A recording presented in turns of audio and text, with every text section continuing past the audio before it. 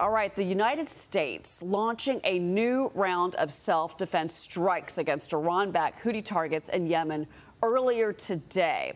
A Houthi spokesman saying yesterday that the recent U.S. airstrikes will, quote, not prevent the Yemeni armed forces from continuing their supportive mission for Gaza. Well, the Iraqi armed forces is also now labeling America as a, quote, factor of instability, and they're suggesting it's time for the government to order U.S. troops to exit that nation. Joining me now, Foundation for Defense and Democracy Senior Fellow, retired U.S. Navy Rear Admiral Mark Montgomery. Sir, good morning.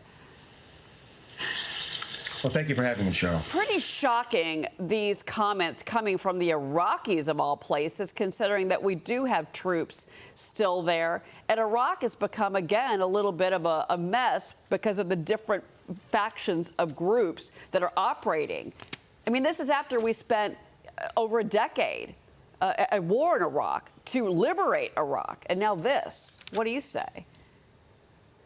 Well, you're exactly right.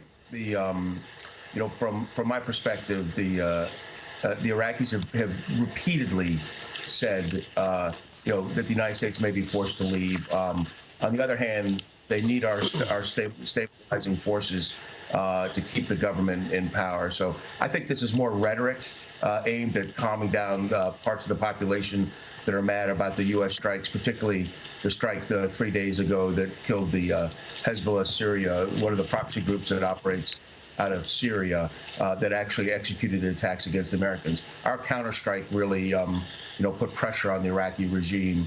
And so you get these kind of rhetorical statements. I don't think Iraq's going to throw the United States military out anytime soon. Okay, so this is rhetoric. And then again, with the Houthis, again, this is rhetoric, but they are actually striking at our targets. And we just lost 3 service members in January because of these strikes by these Iran-backed proxies.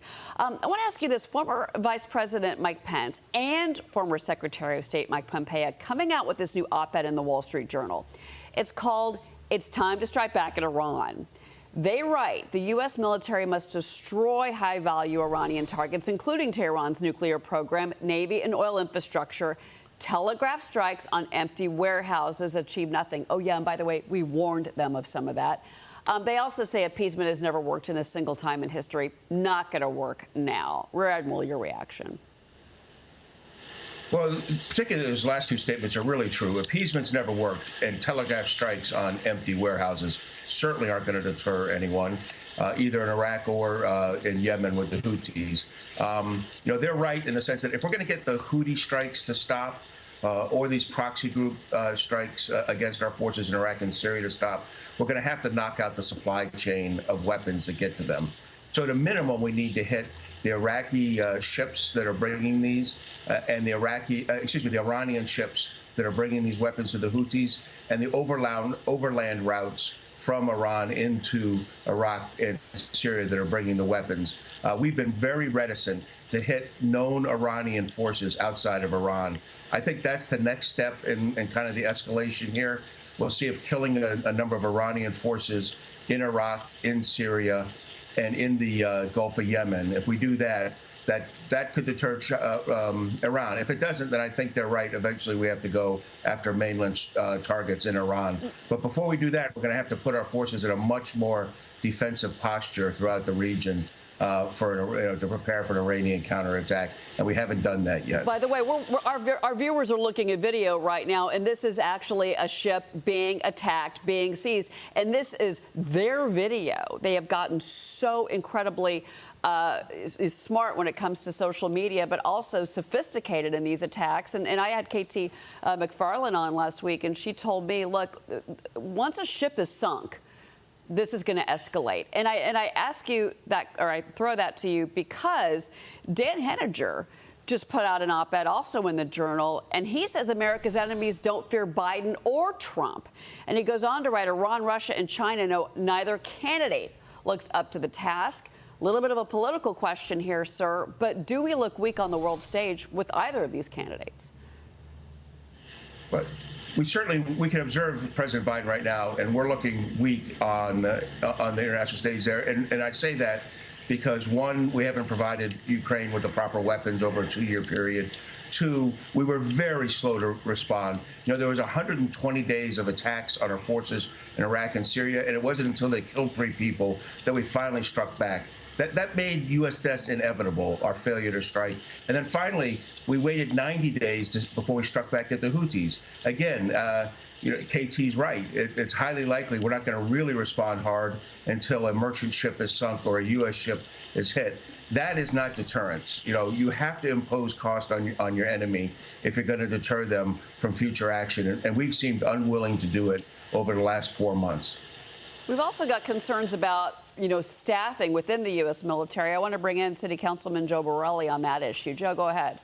Good morning, Admiral. I'm reading some statistics. The fleet of the overall U.S. Navy is going to drop to 285 ships by 2026. The force's lethality will decline 12% until 2032.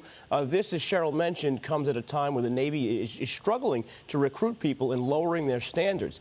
Will there be the capability to sustain long-term operations in the Middle East and the Gulf and still meet its deterrence needs in other areas of the world? Well, you bring up 2 great points. One is the Navy ship count, and 2 is recruiting challenges facing the Navy and the other services. On the Navy ship count, this is going to take a decade or 2 decades to fix. The drop started with the peace dividend at the end of the Cold War in the 1990s, and we underinvested pretty consistently for 30 years, dropping from about 600 ships to about 300 ships. So that's going to take, when it takes you 20 years to create a problem, it takes you 20 years to recover from it.